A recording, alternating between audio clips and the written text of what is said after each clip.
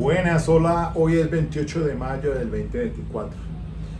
Un temita muy breve, cortico, con base en un video, un clip ahí, un cortico de un abogado penalista, escritor, que responde al nombre de Antonio Luis González Navarro. Acá justamente yo tengo esta obra, La Prueba, en el Sistema Penal Acusatorio, muy completa.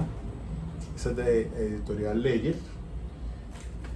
Pero escuchemos un momentico esto y ahí sí entramos en el tema. El tema es, les pongo de antemano, el interrogatorio complementario que hacen el juez y el Ministerio Público de acuerdo con el artículo 397 de la Ley 906. Hay algo aquí que voy a colocar la opinión que tiene este abogado penalista y hablamos de eso completo más.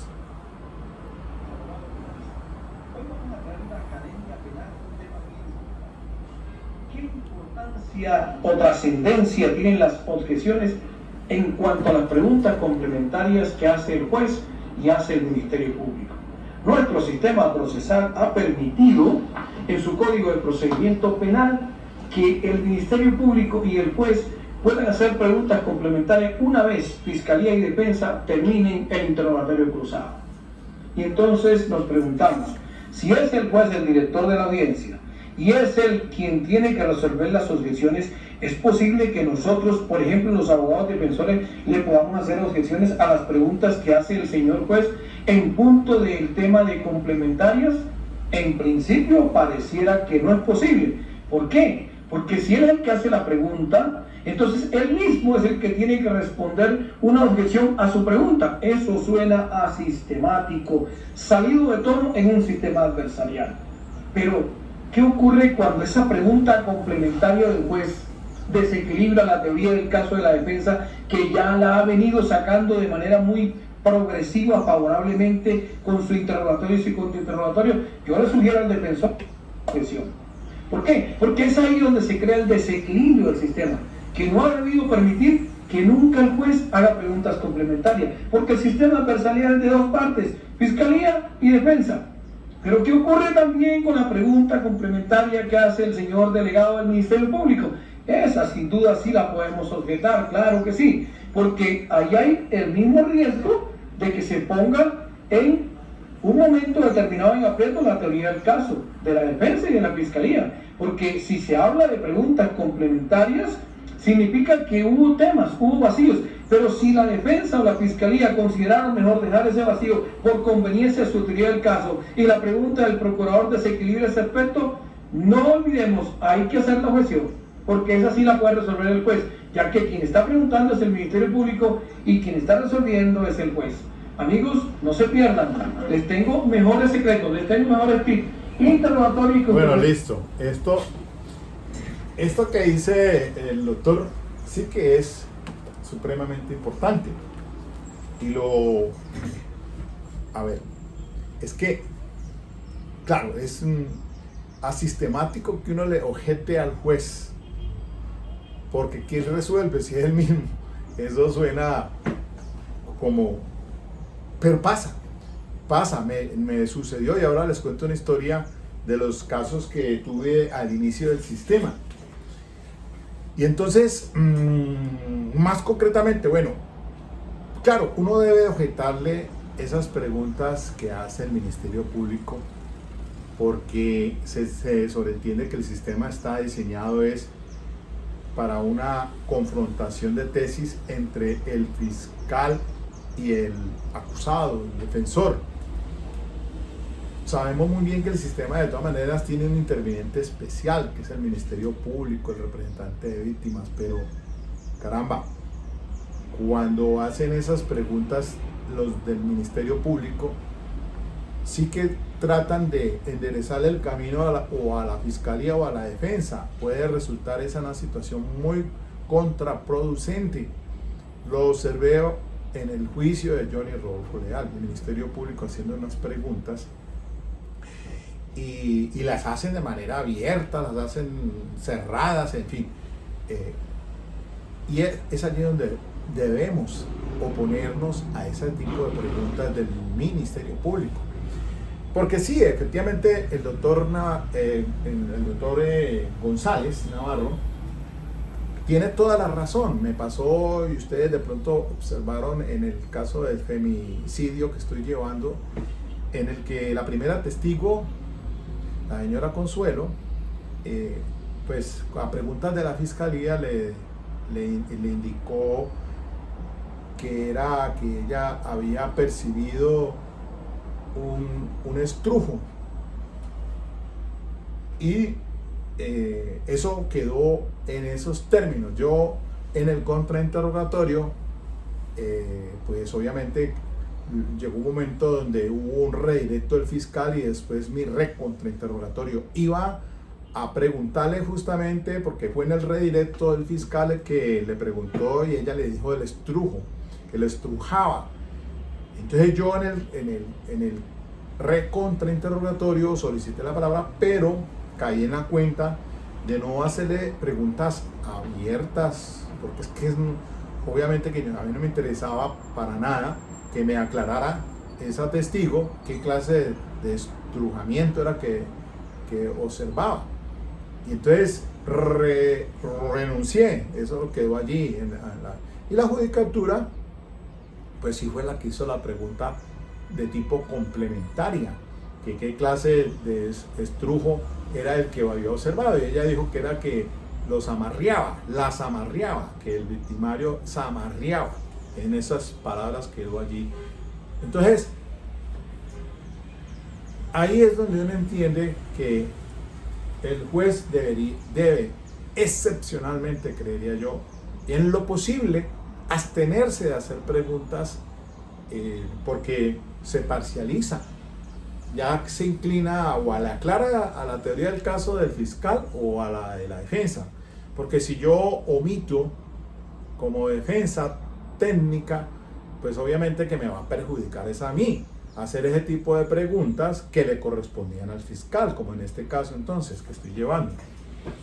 Y miren, es que también el doctor González tiene algo muy claro allí, en el sentido de que depende del testigo. Cuando uno hace ese contrainterrogatorio completo que lo aborda por todos lados, que le cierra o que limita al testigo, como pasó con el segundo, ese joven Ramiro que fue a declarar allí, no le dio opción para que la juez preguntara. Quedó completamente satisfecho, diría yo, el propósito, por lo menos para mi teoría del caso, a quien le correspondía hacer el redirecto era al fiscal, el redirecto.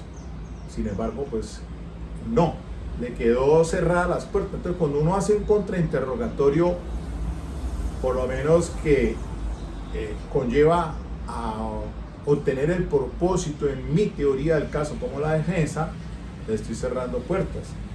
Sin embargo, eso lo echan de menos la judicatura, porque entonces un juez debe entender muy bien que esto es una confrontación de tesis entre el fiscal y la defensa.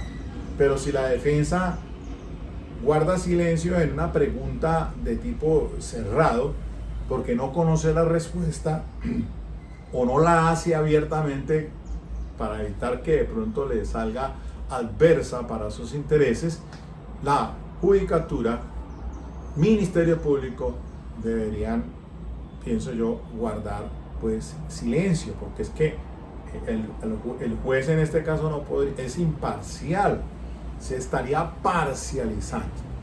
Eso me sucedió entonces en un caso que yo llevé años atrás del señor Diego Torres Núñez, un caso bastante complejo por delitos sexuales. Eso sucedió en Buga y fui a juicio oral. Ahí está en el canal de YouTube, está la parte en que con la fiscalía, y esto se llegó hasta la sentencia condenatoria, pero la juez había condenado por un solo delito y absolvió por otros delitos, y la fiscalía me apeló.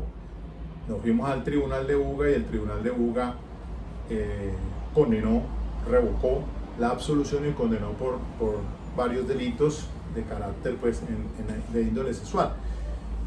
Lo que quiero decirles es que tuve un inconveniente precisamente con el tema de las preguntas que la fiscalía tenía que hacer y no hizo. Entonces cuando en el contrainterrogatorio pues me estuve de pronto por aquello, pues obviamente para mi teoría del caso, pero la juez de ese asunto, ella mal contados hizo unas 50 preguntas estilo sistema inquisitivo.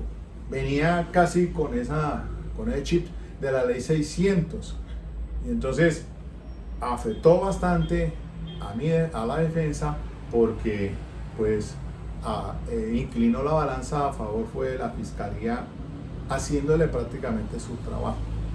Entonces cuando yo ya apelé ante el tribunal de Buga irónicamente lo que hizo fue decirme que en efecto la judicatura había cometido una gran equivocación porque se había parcializado, cuando eso habían unas sentencias de la Corte Suprema de Justicia y yo cité varias de ellas en las que la juez o la judicatura debería ser totalmente imparcial.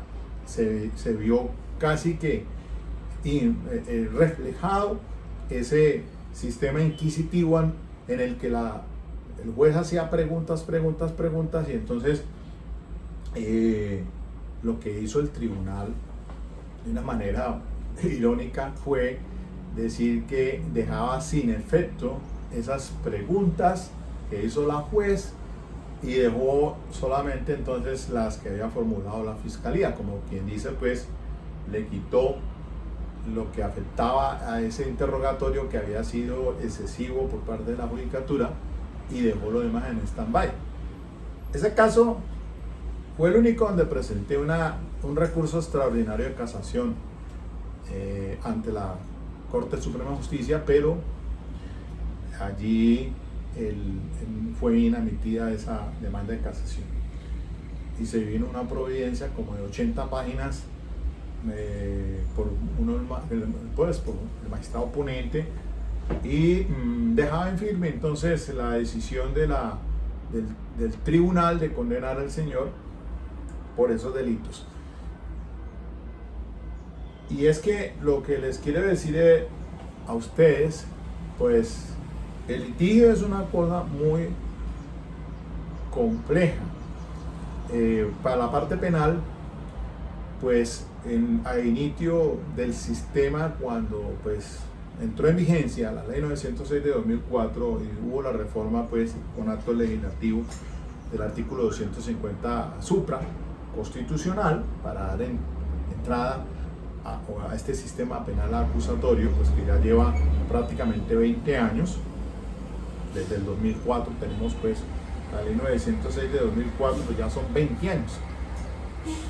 Pues ahí hay una abundante jurisprudencia de la Corte Suprema de Justicia pues que nos ha abierto o nos ha dado luces frente a muchos temas que hoy en día pues ocupan atención.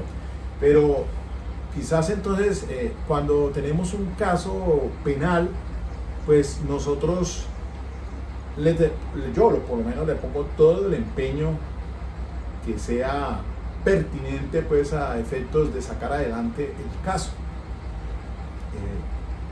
Me acuerdo muy bien en un caso también a principios del sistema del señor Guido Valderrama Medinillo, un señor que fue acusado por hurto calificado. El caso eso fue documentado por Telepacífico, el capítulo 8, la ley de los héroes. O sea, la justicia, ese caso se llevó hasta Telepacífico porque pues, al señor se le llevó a juicio, no fuimos a juicio oral porque era realmente una persona inocente, que no nada tenía que ver en un asalto a Cocorico, un día en el que se demostró que él estaba en otro sitio, no podía tener el don de la ubicación y además de eso era herniado y lo acusaban pues de haber sacado al hombro una caja fuerte, pero por un retrato hablado, y se le llevó a juicio, pero demostré en juicio oral que realmente este señor era inocente. Esa es la mayor satisfacción que uno logra cuando saca adelante un caso. Y también está en el canal, porque hay que admitir que no todos se ganan, pero cuando perdemos un caso, en realidad eso nos deja muy compungidos, nos deja pues tristes realmente, claro que sí, porque cuando le ponemos todo el empeño técnico, incluso llevando pruebas a juicio, y que pues se inclina en contra la balanza de esa persona, pues obviamente que nosotros sentimos pues que no se ha hecho o no se ha cumplido con esa labor.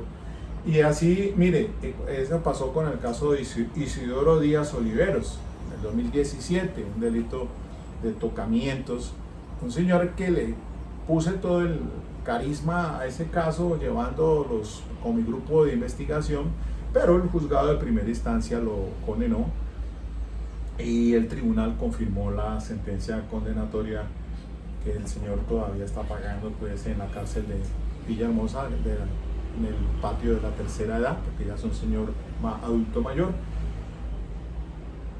Ese caso presentó otra abogada recurso extraordinario de casación, pero no conozco realmente cómo quedó, pero quedé insatisfecho completamente de los resultados, porque en realidad llevé pruebas a ese juicio oral tratando pues de demostrar que el señor pues realmente no había estado involucrado por esa denuncia penal. Un caso muy bueno también fue el de Eduardo Córdoba, alias Mina, pues el caso del prestamista 2017. Ese sí salió adelante. Eso fue con el doctor Nazario, juez de penal del circuito en Cali, un señor al que él recogía unos dineros de estos gota a gota, prestamista, y al señor lo asesinan en su casa, delante de su mujer y hasta uno de los hijos. Pero en ese momento estaba Eduardo Mina, iba pues a hablar con el señor, y un sujeto entra y lo asesina, pero Eduardo pues aparece, se es llevado a juicio por ese presunto delito de homicidio agravado con porte de arma, pero es absuelto en primera instancia y confirmado en segunda instancia. De ese está, el canal está también, ahí lo tengo, ese asunto. Estos casos pues me hacen reflexionar, y uno dice, bueno, ahora que tengo el señor Ángel Manuel Torres por el presunto feminicidio agravado tentado, pues uno espera, y afortunadamente ya con tantos años de entrada en vigencia de la ley 906, por fin pues uno dice, bueno, esta dinámica de juicio oral es altamente calificada y el abogado pues debe estar preparado para ello. Pienso yo que después de que se pueda estudiar el caso bien, y a pesar de que en este caso ni siquiera no estoy con investigadores, pues lo estoy llevando con base en las pruebas que descubrió la fiscalía y lo que pudo recogerse de solamente pues una historia clínica y la denuncia que instauró por violencia intrafamiliar el señor Ángel Manuel Torres. Pero bueno, ahí habrá que esperar a ver, y pienso yo pues que tengo que trabajar, hacer defensa y tratar de que sea el señor absuelto, por lo menos por el presunto delito de feminicidio agravado. Quizás el residuo que quede es hablar de violencia intrafamiliar, pero bueno, eso ya es decisión que tendrá que resolver la judicatura en primera instancia. Entonces, eso es lo que les quería transmitir a ustedes, porque pues en realidad tenemos muchos contratiempos en el juicio oral cuando se trata, pues si es el fiscal, pues lo objetamos las preguntas de acuerdo pues ya al catálogo que existe, a efectos pues de no permitir que haga ese tipo de preguntas, y él pues hace lo propio también cuando intervenimos nosotros con el contrainterrogatorio. Pero el gran problema es con Ministerio Público y la Judicatura. Entonces es un punto de reflexión. Digo yo pues que si está bien, el artículo 397 de la 906 así lo indica, dice: excepcionalmente el juez podrá intervenir en el contrainterrogatorio para conseguir que el testigo responda a la pregunta que le han formulado o que lo haga de manera clara y precisa. Hasta allí, pues está bien que la Judicatura no es un convidado de piedra, pero él podría pues pedir entonces aclaración, pero ya cuando dice una vez terminados los interrogatorios de las partes, el juez y el Ministerio Público podrán hacer preguntas complementarias para el cabal entendimiento del caso.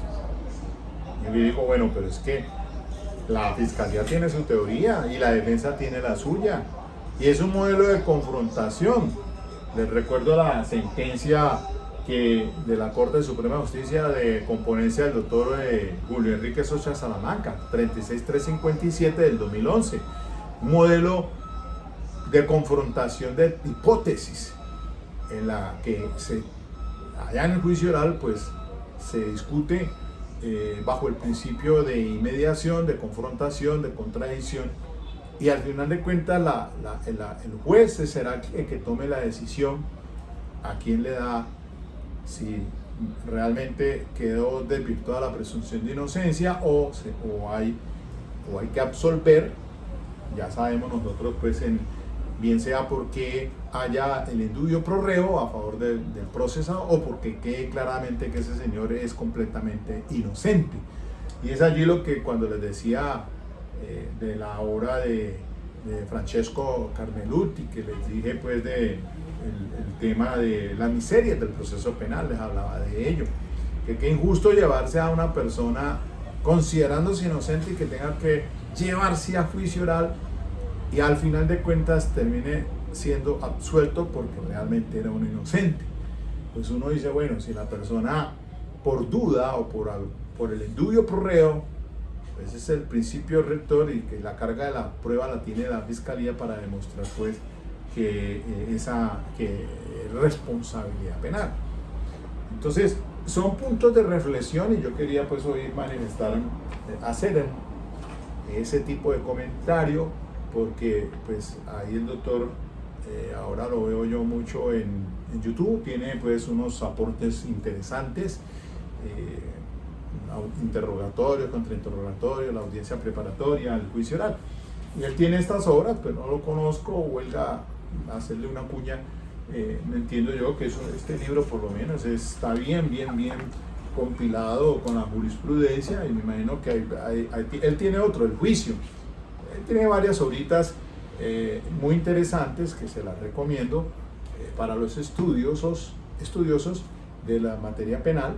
Pues ahora entonces con esta situación pues que tenemos para irse a juicio oral con unas competencias, ir a juicio oral, porque siempre lo digo y lo repito, solamente las habilidades se adquieren solamente con las experiencias repetidas. Entonces ahí pues vamos enderezando a medida que uno tiene casos, pues bueno, lo va sacando adelante. Por fortuna, ya para terminar, no estoy en la Defensoría Pública ni pienso volver. Por ahí me ofrecieron para de pronto una vacante que se va a presentar en la Justicia Penal Militar de aquí de Cali, pero la verdad me voy a hacer a un lado de eso, ¿no? Porque es que para empezar la Defensoría Pública, con esa carga de trabajo que tienen tan altísima, y pues apenas están devengando 5.200.000, creo que ahora les van a subir en junio a 5.500.000, quítele de los paralegales, y con eso es que tienen que trabajar muchos defensores públicos, con alta carga de trabajo que existe, y es allí donde uno se pregunta, pues cuando se hace una defensa personalizada, debidamente, técnicamente asistida, pues no es lo mismo, créame, para lo que tiene que llevar un defensor público. Y entonces, pues yo fui defensor público en la 906, al inicio del sistema, y también estuve 5 años en infancia y adolescencia, con una experiencia muy enriquecedora. Y pues, como dice, de todas maneras, es que hay mucho carga laboral en la defensoría pública, y a duras penas, con las uñas trabajan. Claro, hay muchos abogados buenos, pero pues eso de ser bueno es muy diferente a tener una carga excesiva de trabajo. A veces yo le digo a la gente, hombre, pues páguese una defensa técnica, un abogado de confianza que usted lo pueda tener allí personalizado, porque esto es complejo, pues que lo tenga que asistir un defensor público y usted vaya allí a la deriva de lo que pueda hacer meridianamente ese defensor público.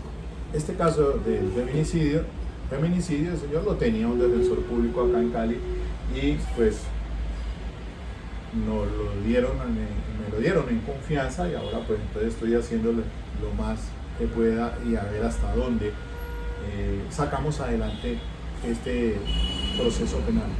Bueno, sin más, no los quiero cansar, aquí nomás, entonces dejo esas recomendaciones, y la que el señor abogado penalista González Navarro pues también les hace la recomendación. Okay.